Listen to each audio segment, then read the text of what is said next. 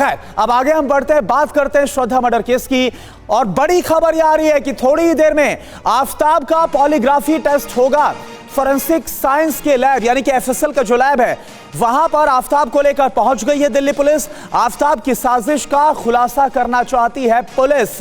तो इससे पहले जो प्री टेस्ट है वो हुआ था। अब जो मुख्य जो इसका पॉलीग्राफी टेस्ट है और इसके बाद एक पोस्ट भी होता है, तो जो मुख्य है उसके लिए एफएसएल की लैब लेकर पहुंच गई आफताब को दिल्ली पुलिस। पुनीत इस वक्त हमारे साथ जुड़े, पुनीत शर्मा का हम रुख करना चाहेंगे। पुनीत, इससे पहले जो प्री टेस्ट है वो हुआ था, बुधवार को हो नहीं पाई क्योंकि तबीयत खराब थी, ये वजह सामने रखी गई। अब पुलिस लेकर पहुंची है। कितना अहम आज का ये जो मुख्य सेशन होगा, कितना अहम होने वाला और क्या निकल कर आ सकता है, इसमें क्या कोशिश होगी?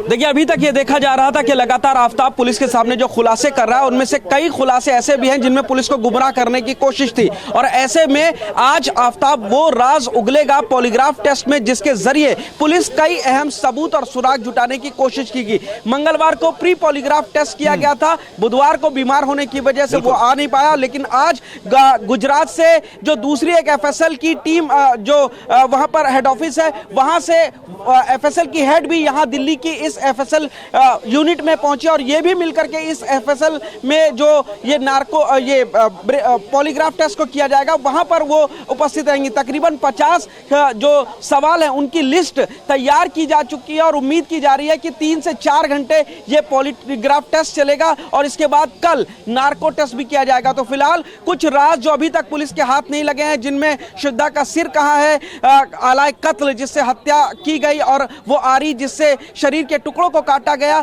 ये बरामद नहीं हो, तो ऐसे में इन चीजों को बरामद करने में पुलिस को खासी मदद मिलने वाली है और बड़े राज से पर्दा उठने की आज उम्मीद है। बिल्कुल, तो आफताब को लेकर पहुंच गई है पुलिस, दिल्ली पुलिस। आप बने रहिए पुनीत हमारे साथ और 50 सवालों की जो पूरी कड़ी है उसे तैयार किया गया, इस पर जवाब लिया जाएगा। और एक और बड़ी खबर आपको बता दें, आफताब की साजिश के एंगल की जांच में इस वक्त पुलिस जुटी हुई है।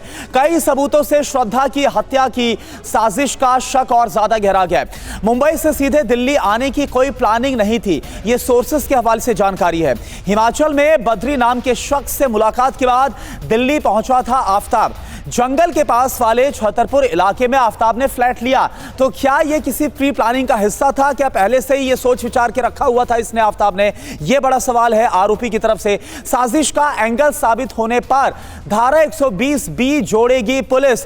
तो यह एक बहुत बड़ी बात है जो कि लगातार इन्वेस्टिगेशन जब आगे बढ़ रही है कि क्या ये जो वारदात को अंजाम दिया गया, श्रद्धा की हत्या की गई, उसके लाश के टुकड़े किए गए, ये क्या किसी पूरी प्री प्लानिंग का ही नतीजा था? और ये जो कड़ियां निकलते हुए सामने आ रही है वो कम से कम आरोपी को लेकर, आफताब आरोपी जो है उसको लेकर इसी तरफ इशारा करती हुई नजर आ रही है। आफताब की खूनी साजिश के जो 9 सबूत है वो क्या सामने आए हैं यह समझना बहुत जरूरी है। एक एक करके इस तमाम पन्नों को हम खोलेंगे। आफताब श्रद्धा का दिल्ली आने का कोई भी प्लान नहीं था, ये 9 सबूत है खूनी साजिश से जुड़े। अगला पन्ना क्या बताता है? दोनों मुंबई से किसी हिल स्टेशन के लिए निकले हुए थे, यानी कि दिल्ली आने का कोई प्लान नहीं था। हिमाचल में आफताब की मुलाकात दिल्ली के छतरपुर के रहने वाले किसी बद्री नाम के शख्स से हुई थी। इसके बाद बद्री से मुलाकात के बाद आफताब दिल्ली आने का जो प्लान है वो बनाते हैं। तो आप देखिए, ये जो हम एक एक राज है वो आपके सामने रख रहे हैं। 5वीं बड़ी बात क्या थी? 8 मई को आफताब श्रद्धा दिल्ली आकर पहाड़गंज के एक होटल में रुकते हैं, वहां पर रूम लेते हैं और बाद में आफताब छतरपुर में एक ऐसा फ्लैट लेता है, ये गौर करिए जो यहां पर ये निकला, इस पन्ने में लिखा हुआ है, ऐसा फ्लैट लेते हैं जहां पर आसपास जंगल है। छतरपुर में फ्लैट लेने के तकरीबन 10 दिन के भीतर ही श्रद्धा की हत्या हो जाती है। आसपास जो महरौली और छतरपुर का जंगल है वहां से आपने देखा कैसे शवों के टुकड़े बरामद हुए।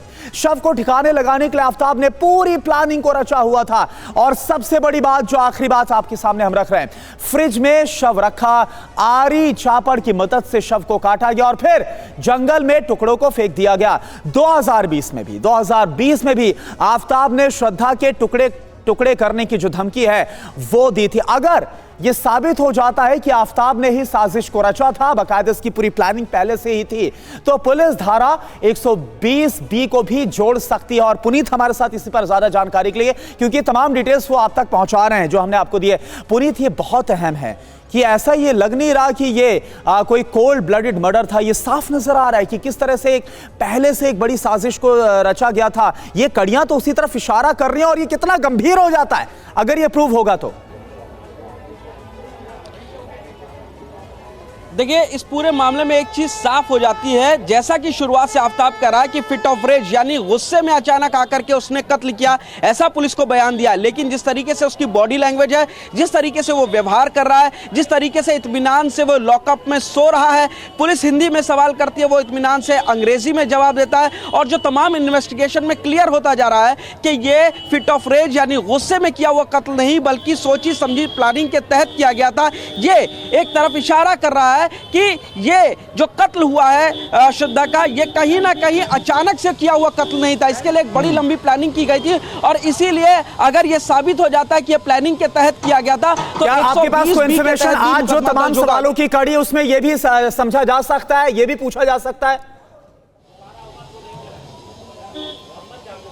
जी बिल्कुल, सबसे बड़ी बात यह है कि 18 सवाल उससे अभी तक पूछे जा चुके हैं, जो कि श्रद्धा को कैसे जानता था, कब जानता था, कहां वो उसके साथ रहता था, दिल्ली कब आया। ये वो छोटे और हल्के सवाल थे जिनका वो आसानी से जवाब दे। लेकिन आज अगर जो श्रद्धा के डायरेक्ट कत्ल से जुड़े हुए सवाल हैं, वो उससे पूछे जाएंगे कि आखिर क्या वाकई में। ठीक है, अभी क्या जवाब देता है, क्योंकि प्री टेस्ट हो गया मंगलवार को। आज इसका जो प्रमुख है, यानी कि जो मुख्य टेस्ट है, वो आज हो रहा है। और आज 50 सवालों की कड़ी में क्या निकल कर आता है, पुनीत, आगे भी हम आपका रुख करेंगे।